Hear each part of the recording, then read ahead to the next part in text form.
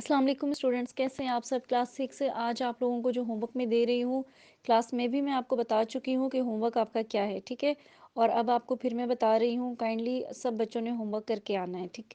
इसमें आपको जो सवाल जवाब हैं हम कर रहे थे स्कूल में, हमने उसमें 3 सवाल किए थे, ठीक है। साथ ही मैंने आपका डिक्टेशन लिया और आपकी कॉपीज़ चेक की गई हैं आज क्लास में। अब होमवर्क में आपने इसके बकाया सवाल करके आने हैं, जो कि पेज नंबर 8 पर हैं, ठीक है। सवाल वहाँ मौजूद हैं, जवाब एक आपका पेज नंबर 7 पर है, सवाल नंबर 4 का जो जवाब है पेज नंबर 7 पे है, सवाल नंबर 5 का जवाब पेज नंबर 8 पे है। और इसके साथ जो आपको मैंने वाहिद जमा दिए करने के लिए वो पेज नंबर 9 पर हैं, ठीक है। मैंने आपको क्लास में भी बता दिए थे वाहिद जमा, एक तरफ सारे वाहिद लिख लेंगे आप और एक तरफ सारे जमा लिख लेंगे। और मैंने आपको पीडीएफ में भी सेंड की है, आपने वहाँ से देख के करने, कोई मिस्टेक नहीं करनी। और बिल्कुल इसी तरीके से आपने जो वो नीट राइटिंग में करके आना है इस काम को, और कॉपीज़ आपकी कल जो है वो चेक होंगी, ठीक है।